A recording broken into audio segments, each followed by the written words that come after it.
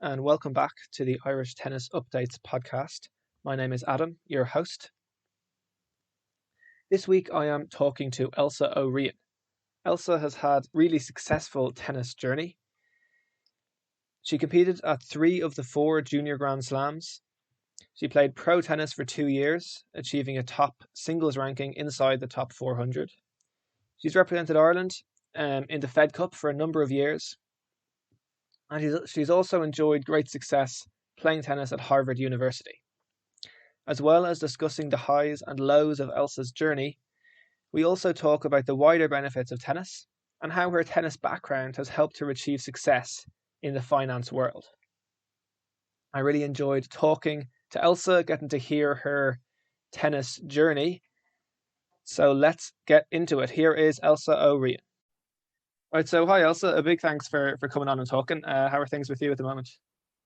Good, yeah, thanks. I suppose as with everyone else, kind of struggling through, and I think everyone's finding this particular lockdown a bit more difficult than the last couple. Kind of hard to see the exit on this one, but yeah, definitely in a better position than I think a lot of people are, so can't complain too much.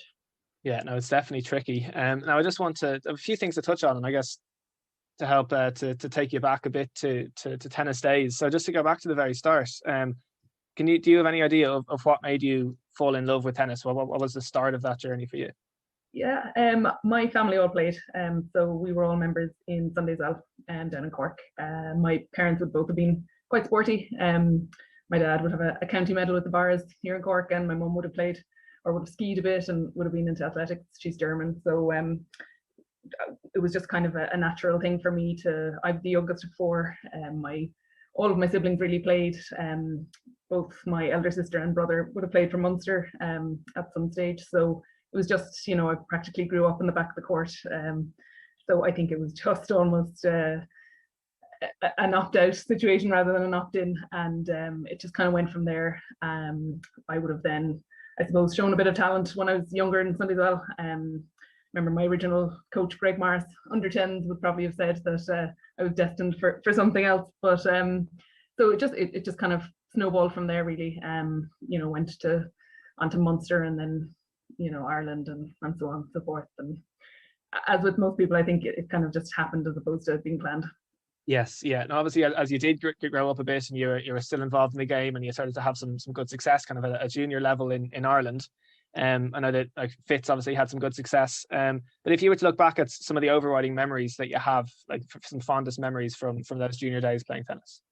I don't know. I think, as a junior in Ireland, especially, I'm sure it's still the same. It was very much all about the summer season and playing the tour as it was, and just kind of traveling from tournament to tournament, whether it would be Sundays Well or Limerick up in Dublin, obviously was where most of the tournaments are played. And it was just that you get to kind of go hang out for the summer, play a lot of tennis. And, it was very hands off compared to what I'd say it is now, with, parents being maybe a little bit more protective of children. And you kind of, I suppose you go through your formative years with a group of like-minded peers. And for the most part, obviously it was very competitive and you're up there to win and play matches, but for the most part, you're kind of spend the rest of the day then hanging out or finding the various shops and that are close to the clubs and eating all sorts of sweets and things. So I think that was kind of, when I think back about enjoyment wise, that would definitely have been the fun part of those tournaments. There, as you get older, obviously it gets a lot more serious and a bit more competitive, and you're sort of from a young age up to under 18, you kind of, there'll tend to be 2 or 3 people who stand out, and then obviously you're very competitive with them, and there's a lot of back and forth, and so that then becomes a bit, you become a bit less friendly at the tournaments, a bit more competitive on the court. So I think the younger years probably of just really just messing around with the clubs would have been enjoyed to look back on. And then I think as I got older and I got a bit more serious about it, I think I had a good bit of success, and obviously that's nice to look back on now, and it would have been enjoyable to experience at the time as well. And like you said, Fitz, I'd had a pretty good track record there. I think I didn't win under 12s. I won under 14s once and under 16s once, and then won the under 18s 2 years in a row. But like even Fitz was great fun. There'd be the kind of players area where you could be playing cards and chess, and the shop was there and everything. So I kind of remember it being innocent and sort of a lot more fun than I think maybe it is now. Yeah, and I guess as you do get towards the kind of the end of those junior days, and you get more competitive, as you said, and having more and more success. I know you do go and travel, obviously, and play some international events. You had some good success in those events, and then you also got to play some of the junior Grand Slams. So if you look back at those slams, which one do you think which one was the first one you got to play, and which one do you think was your favorite? Played the qualies Wimbledon 2 years in a row, but didn't make it into the main draw. And then, as far as favorite, it was definitely the US Open. That was just an unbelievable experience. And I think I was 17 at the time. I went over to New York with my mum, and it was just so cool because we were allowed to go into where the senior players were. So like all the locker rooms and the food area and everything was kind of combined. So, you'd be ordering your lunch and Serena Williams would be next to you. And I think as a 17-year-old, I was pretty overwhelmed by that. And I was probably still looking for autographs at that stage rather than thinking I was one of them. So I remember just thinking how cool this is, and, how much I'd love to be part of that scene. And I think the atmosphere in New York is just incredible as well. Even the junior matches there, I played one of my doubles at night with the floodlights on, and, people get rowdy after a few beers and things like that. So I just think, even as an adult, I've never been to the Australian Open, but the other three, that New York has always been a special one for me. I just think the atmosphere there is really electric. So definitely that was kind of my international highlight as a junior. Yeah, would have been with that. And I actually ended up playing doubles with a girl who I reconnected with recently in New York while I was living there, and we won a round, and we were dining out on the glory of that. So yeah, I think internationally that was definitely the highlight of my junior career. Yeah, the US. Yeah. And then you mentioned kind of, I guess, that experience of being there and the atmosphere of being at a Grand Slam. Just to jump forward a little bit, so I guess when you would have then gone on to play pro tennis, how different was that? Like, do you think it was tricky having had the experience of Grand Slam, trying to go to the futures events where there's probably nobody there and do it? It's such a different kind of tennis. I'd never really thought about it like that now until you say it. So not really. I think I knew New York was special, and it was kind of not to be repeated in a way. Maybe, I mean, the French Open qualies, they had us out in some horrible site, miles away from the French Open. So that was no joy really. Wimbledon was similar. We were out in Roehampton. I think we didn't actually get to play in the club itself. So again, it was literally only the US Open where you were on site as a junior. So I think I kind of knew that was just a once-off special sort of event. And then so I did my leaving in 2001, I think it was. And so I would have actually taken time off to study, and I wasn't really playing. And so I think then that when I did my leaving, I came back and I went on the tour full time. I kind of was coming back from nothing in a way. So I had no sort of expectations, and I knew it was going to be a tough slog. So it was more just, I suppose the first few tournaments back on the pro tour were more just a kind of a curious experience as opposed to anything, but it certainly wasn't. I suppose it wasn't a disappointment because I wasn't really expecting anything. It was probably more of a disappointment my second year when I was going back to the same tournaments I'd been at the year before. That was when it was tough to kind of reconcile myself with, well, why amn't I, one level higher? Why amn't I up where I thought I might be? Which in hindsight was incredibly tough on myself, certainly looking for too much too quickly. But yeah, I think the first year definitely was still a novelty, and everything was an excitement. Yeah. So now in terms of pro tennis, what do you think was the toughest thing about that life that maybe you didn't expect, or what did you find as the biggest challenge? Yeah, it's incredibly tough, just so lonely, and you're week in, week out, packing your bag for the most part. So I would have played 2 full years really pro, and for the most part you're on your own, for every week. You're also on your own from Ireland. So I would have played a lot of tournaments in the UK, and obviously I'd gotten to know a lot of the British girls very well.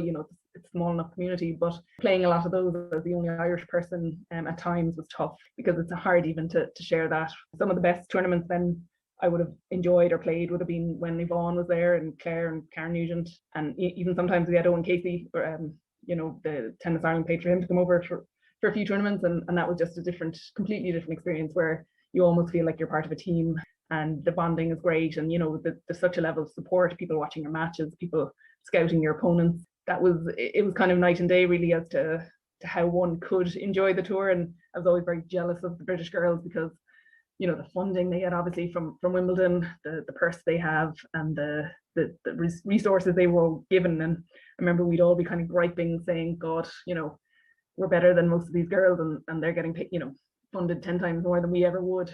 But maybe that made us better, I don't know, or tougher anyway. But yeah, the loneliness is hard. And then like now, I don't know what it would be like, but even booking flights back then was practically, the internet was there obviously, but it certainly wasn't Skyscanner. It was a lot more complicated, a lot more expensive, a lot less options. Same with booking hotels and things. I think it's probably a lot easier now, or even Airbnb would have been a huge bonus to have that kind of facility. So I think loneliness, and then losing when you're alone as well. It's not a great place to be. You're going back to your hotel room and you've nobody to talk to. And again, we had mobile phones, not the Stone Age, but you wouldn't exactly be WhatsApping or video calling. It would have been texts and very little voice interaction. So I think that the real tough part was the loneliness. Yeah. And I guess to go back a little bit, so as you're growing up, and I guess you have kind of Fed Cup aspirations and you're having good success, what was the kind of the Irish tennis scene at that point in terms of other people just older than you having success, and like how was that looking? Yeah, I think I was pretty lucky actually when I sort of matured into seniors. There was a good group of girls. Like Yvonne Doyle had come back from USD, I think she was at, yeah. And she had I think she had been injured when she came back from college, but she was just getting going again on the tour. I think she had just won a 25k when I did my leaving. Gina Nyland was just kind of retiring, but still very much a dominant force nationally in the circuit. Claire Kern had just graduated from Berkeley and was starting to tour again, and Karen Nugent was kind of, she had been injured and come back and had been injured again, but it was again similar to me, kind of just starting back out. And also Kelly Ligon was around. Kelly kind of played most of her tennis down in Spain, but would have been herself and Yvonne would have kind of been vying for the top spot for most of the time while I was touring. So we had a great sense of depth, and it was nice to have the kind of competition at the very top level. And it was nice to be able to kind of learn from their experiences and kind of have, I suppose I was the young one, and they didn't I suppose they didn't mind giving me a bit of their kind of experience and helping me out in that way. But at the same time, we were all very competitive, so there probably wasn't there wasn't giving away too many secrets. They weren't giving away too many secrets. But I think having those people at the time when I started playing was huge, because I mean, I can't imagine what it would have been like without having those girls around, whether it be training back at home. I was training a bit with Owen Casey and he was helping Yvonne as well at the same time, and we'd hit together and that would be great. And then like Claire and myself were very close, and when we were away we would often kind of play doubles together and train together. I trained with her a little bit then in London because she had moved there. It's funny because I think when I played my first Fed Cup I was sort of overawed by everyone. I roomed with Gina, which was great because she was such an easy person to talk to, and she made me feel so comfortable. And I think from then on I felt like I was part of the gang and I was kind of accepted into the team, so to speak. So I felt very comfortable then around them, even though there was an age gap between myself and some of the players more than others. Yeah, I don't know what it would have been like if they hadn't been there, to be honest. It would have been, I don't think I would have played another year, because it would have been just far more lonely and tougher. Yeah, so it was excellent that they were there. Yeah, and I guess that brings me on. I'm just interested to ask a little bit about Fed Cup that you mentioned. Yeah. Like as growing up, how big a thing was that? I guess you had those girls ahead of you who were playing. How big a kind of a goal was that for you as you were a junior? Yeah, I suppose it's huge, because I mean, I suppose in tennis, really, apart from the Olympics, it's the only chance you get to kind of represent your country. It's something that growing up, in Cork or in Munster, very few women had played Fed Cup. I know I'm going to forget people now, but obviously Gina has an incredible Fed Cup career. Fiona Long, who coached me briefly when I was young from Limerick Lawn, played Fed Cup. I know others, Emma Murphy and Aoife O'Neill, have played since, including myself. But we didn't have a huge group of women who had played it, so it was kind of a real achievement for me to be able to say that I had. And I think, I suppose when I was very young, that might have been considered kind of like a potential pinnacle of your career.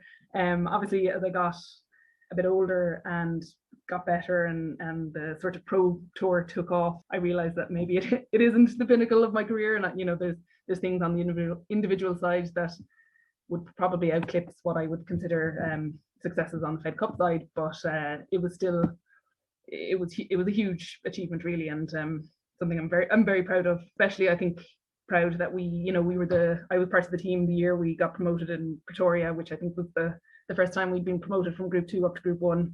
Again, myself, Claire, Kelly, and Yvonne, and Owen was the coach. And it had just come kind of at the end of the year where we'd been touring together and having a lot of good success, myself and the girls. And that was a huge achievement to be able to say that we'd actually been promoted, because the other years we had played, it had been, God, it was just so frustrating every time. It felt like we were right at the end and, in the last match, and it'd come down to the crucial rubber and we'd lose. And it was just this constant sort of, are we going to be left at the altar every time? But Pretoria was just, we were so in sync and we all played so well, and there was no doubt that we were all going to get promoted. So that was a real achievement, at least when I think back on my own career, that I was kind of part of that team.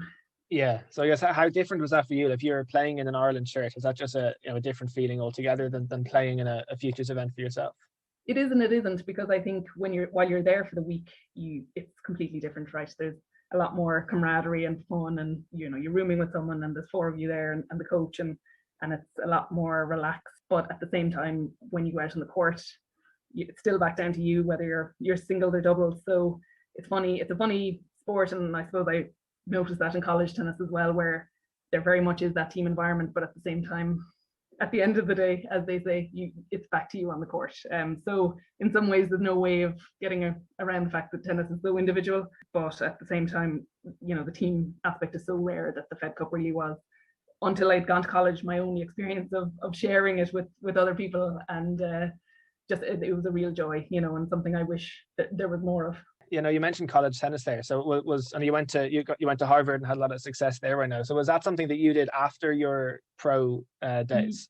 Yeah. So in my mind, I think going to Harvard was kind of a retirement from tennis in a way. So I played 2 years full time, and I went to Harvard then that autumn. But really, I had made the decision kind of that winter, maybe December, January, and it kind of all came back to my first year on the tour. I had the most incredible year, the most incredible sort of experiences, and I did really well, and I was in a great place physically and mentally, and I was, I achieved way more than I thought I was going to. I think I was top 400 by the end of the 12 months, and I was, just really proud of how well I had done. And then, as I'm sure once the kind of clock starts then on your second 12 months, you're obviously defending points automatically from the year before, and then suddenly you have this added pressure on your back that you didn't have the first year you're there. And I made a mistake, probably in hindsight, and I wish someone had kind of sat me down and said, you're going about this the wrong way. But I went back to defend points as opposed to moving on to try and play bigger tournaments and win more points at a higher level. I was kind of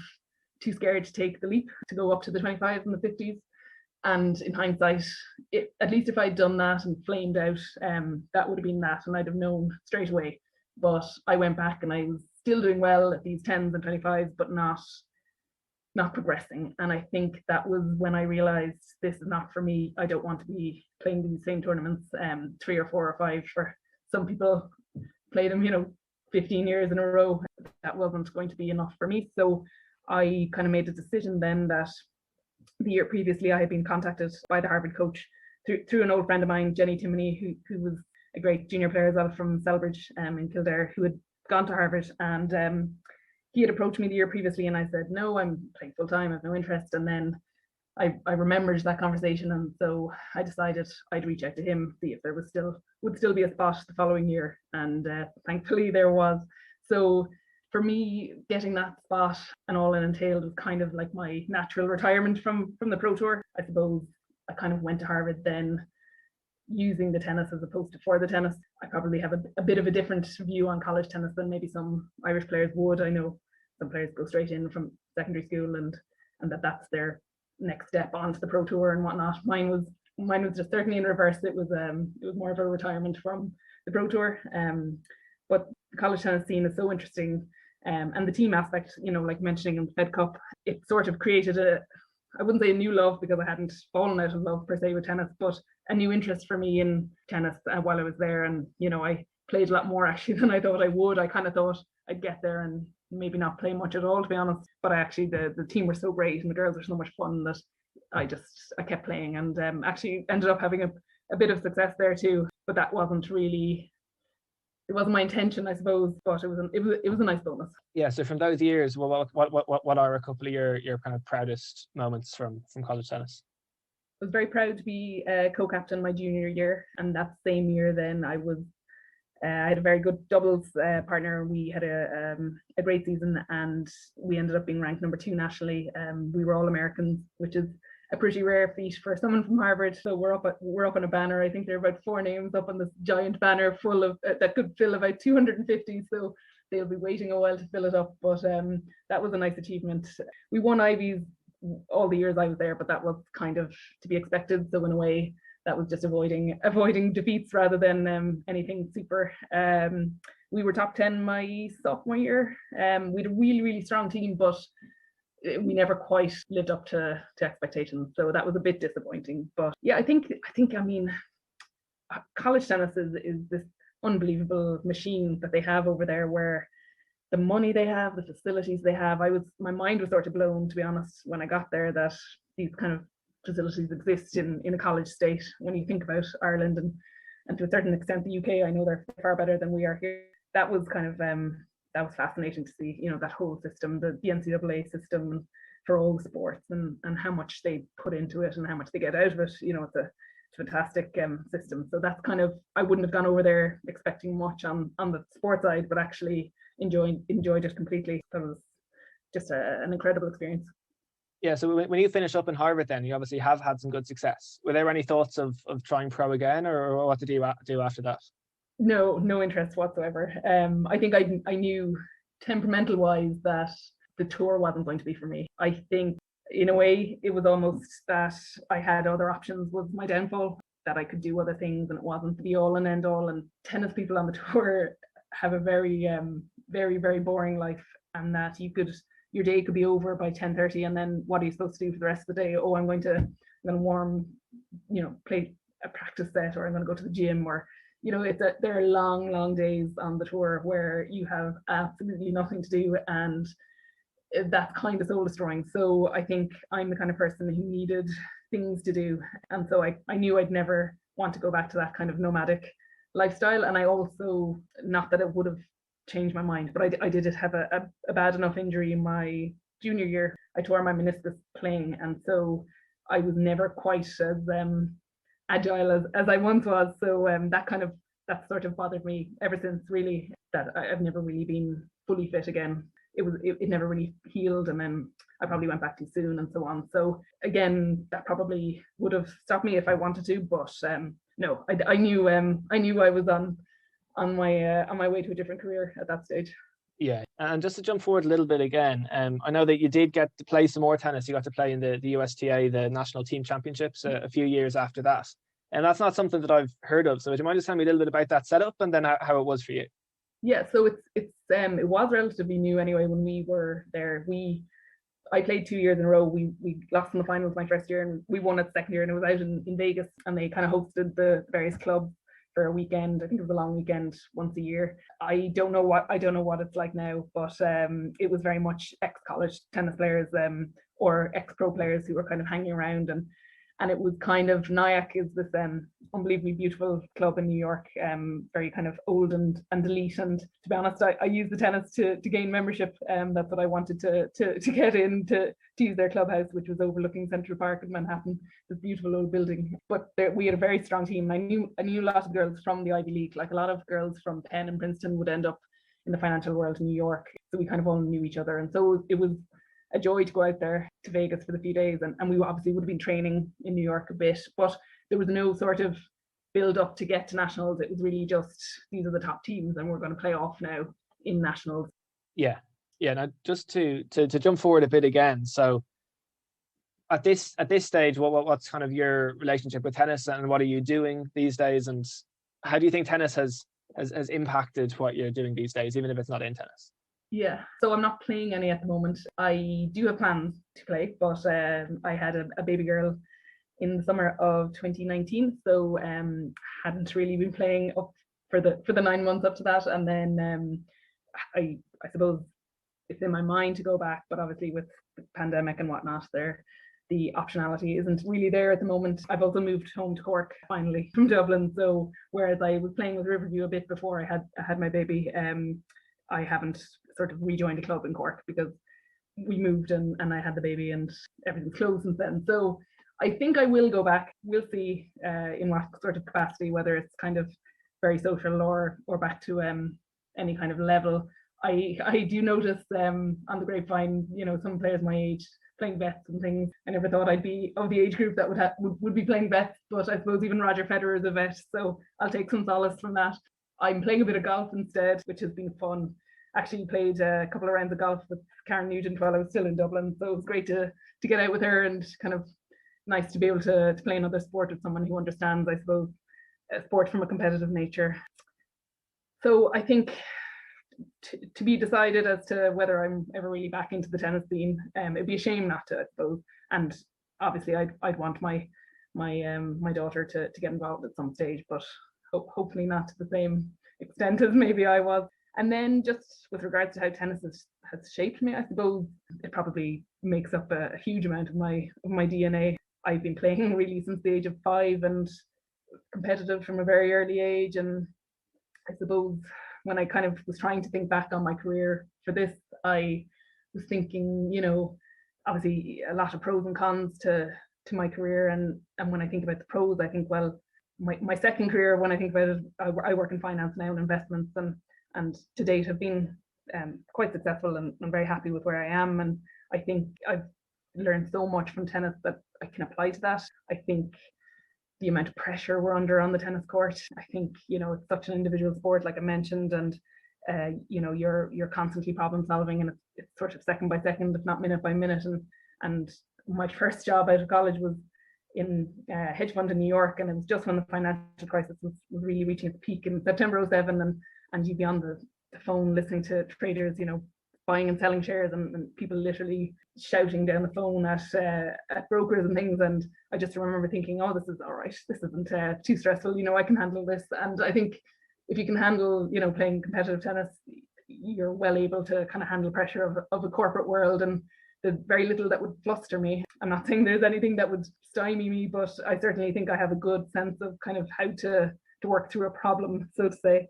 I think as well, tennis is a tough sport. Like, you go in every week and one person wins and everybody else is a loser, and you do that week by week by week for decades, and your loss tally is certainly going to grow. So I think you have to learn either very quickly how to cope with the losses and get past it, or else it's not the game for you. So I certainly, as a young child, would have struggled to kind of accept loss, and I would have been very, very competitive and had a temper to kind of show it. So I think over time I got better at using losses and seeing them as maybe chances to improve and win the next time. And so I think, again, the sense of adversity and resilience you get from that can only be a good thing later in my career. There's very little that kind of, whether it's an investment that goes bad or a bad trade, I just move on, or I have the ability to move on mentally. Things don't really hang around my neck so much, which is, I think, a good quality. And I think then from the tour and stuff, like at the age of 18 and 19, I suppose I was my own manager. Obviously, I had a huge amount of support from my family and also my friends and coaches and things, but you're kind of, when you're out there, you are your own person, and you're booking your courts and you're showing up on time, and there's a lot of responsibility to do that. And I think time management has to be excellent, because if you're late, you get defaulted, you don't get on your practice court. So there's a lot of kind of things that are applicable to the business world from that as well, I think, where I've definitely learned a lot from my tennis career. So, I mean, I'm sure there are way more things that I'm probably not thinking of, but I certainly think it's shaped me as a person, the tennis career. I definitely think it's mostly been positive. I hope it's mostly been positive. Yeah, I think that's great, because like you do see that a lot of people who are in tennis, they go on to have great success in other areas of life. Like, it just really does develop, great good people and good skills through playing tennis. Yeah, I think there's a big element of problem solving, isn't there? Where you're, point by point, every shot is different, every opponent is different. Like, literally from game to game, they serve here, they serve there, like there's a myriad of options to each point. And so I'd love to kind of know what the the computing function of our brains is like when you're on the court. I mean, it must be incredible, the sort of ability to game everything. And I suppose that can only really be good for the gray brain cell matter. You know, it has to be educational. So I do think, yeah, tennis is a real good sport for any standard, to get the kind of the thought process going, you know. Yeah, absolutely. Now, I think also I want to move into a quick fire round. I really appreciate the time and getting these and talking so far. So I want to move into a bit of a quick fire round. So a few questions, quick answers. And okay. Ready? Yep. All right. Serve or return? Serve. Forehand or backhand? Backhand down the line. Good answer. Favorite surface? Grass. Your favorite tournament to watch? I think US Open, yeah. And favorite tournament to play? Again, US Open. Playlets or don't playlets? Yeah, playlets, yeah. Yeah, and long juice or short juice? Long juice. A warm up on course before the match or not? Yeah, you have to have that. And one piece of advice you would give to junior players in tennis at the moment?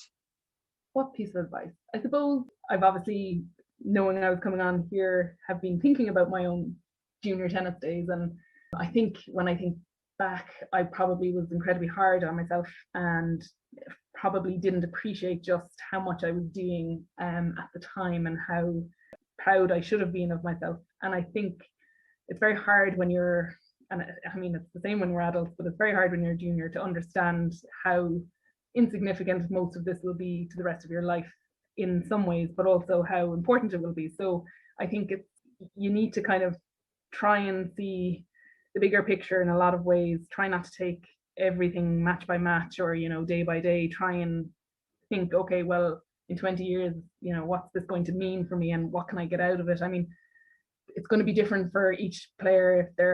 If they're incredibly talented, they're going to want different things. If they're a journey person, then that's another question. So I think you kind of need to be honest with yourself about what you want to get out of tennis and then what other kind of co-benefits you can get from it. There are lots of things I wish I had done differently maybe, or to maximize kind of exposure or networking or even just experiences while I was playing that I was too sort of narrow-minded and focused on the actual just tennis itself. I think there's a lot of sort of life learning to be done as a junior.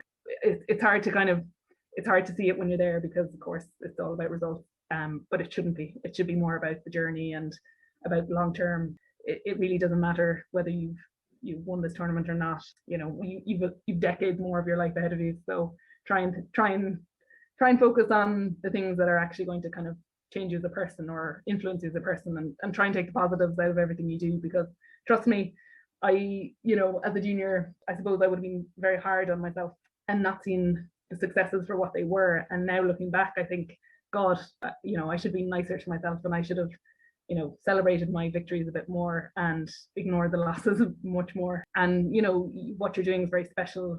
Not many people are able to play tennis to the level of, the nationally ranked players and things like that. So just be proud of your achievements and try to be more positive and have a more positive outlook. Really good, really good. And just finally, what's your favorite thing about tennis? I suppose it's a sport you can play really until, well, I know I'm not the proof in the pudding here, but it's a sport you can play until you're 100. It's something I think is a very social sport once you take out the competitive sort of high level nature of it. I think league tennis, things like that, show that it can be good fun and there's a lot of camaraderie around it. I like that. Yeah, I like that it's you can be your own person. Obviously it's individual, so you're responsible for your own side of the court, but at the same time you can share that with others. And I do think that the fact that you can play until you're 100 is an excellent sort of bonus feature. Yeah, I think that would probably be my main thing. Yeah, absolutely. Now, Elsa, I think we'll leave it there. A big thanks again for coming on to talk. I appreciate you thinking back and to your tennis days and going through it all. It was great to hear. So a big thanks. It's a total pleasure. Yeah. And if you wouldn't mind, would I be allowed kind of just say thanks to a few people? Oh yes, absolutely. Yeah. Yeah. So when I was growing up, I suppose, when any child is growing up in their sports, they kind of always want to have the speeches ready for when they win their Grand Slam, their first Grand Slam. So I had my list ready of people who I was going to say, well, I told you so. And then I had a list ready of people I obviously wanted to thank for my career. And I suppose the way I kind of bowed out, I never really got to say thanks to a few people who I knew would have helped me along the way. And whether they listen or not, I suppose the biggest influence in my life would have been on my tennis career would have been my parents, who obviously got me started, but would have supported me completely throughout my career. And there was never a time where they said no or they stopped what I wanted to do, and very, very supportive. And then I also would like to say thanks to my siblings, and I suppose apologize at the same time for being the tennis sister who they all had to put up with growing up. I know it wasn't easy, so I am very appreciative. And there's a huge amount of people in Irish tennis, on the volunteer side and on the club side, who probably don't get any kudos for what they do for the sport. And I think looking back now, I can see that. I certainly wasn't appreciative as a junior, I'm sure. So I would like to thank everyone who kind of volunteers in the Tennis Ireland capacity for what they do. I think it's a credit to them. And I think there are a lot of great coaches working in Irish tennis. I know I certainly had my fair share, like I said, Greg Morris under 10 in Sundays Oil, on to Ty Glam was a coach of mine for a long time, and an exceptionally good coach, and just probably ahead of his time when he, as far as kind of understanding the game and reading and learning. And then Owen Casey, and I worked together for a couple of years, and again, Owen, I think you spoke with Owen on the podcast, but just such a sharp brain with regards to match play, and sort of opened my eyes to the world of tactics and how to play the game to another level. So all of those people and numerous others have gotten me to where I am today, which is in an incredibly privileged and successful and happy place. So I appreciate you letting me thank them. So I just hope they all know that I'm very grateful. Really good, brilliant. Big thanks again for talking, and all the best with things going forward. With if you get back to tennis with that, or if not, yeah. All the best, all the same, and maybe we'll see your daughter in a few years' time, maybe. Maybe. And well done to you again for doing this. I think it's fantastic, and I know I said it offline, but if I had something similar when I was playing, I would have been thrilled. So I'm sure the players are delighted you're doing it. So very well done, and keep it up. A big thanks once again to Elsa for coming on, for her time, for sharing her tennis journey. I really enjoyed getting those insights, and I just really do enjoy hearing all these different tennis journeys that there are, and what tennis means to so many different people. I really enjoy getting those insights. So a big thanks to Elsa. And thank you for listening to this episode of the podcast. If you did enjoy it, please consider liking it, leaving a comment or review, and sharing it around to anybody else that you think might also enjoy it. That is very much appreciated. Until next week, I've been Adam, and goodbye.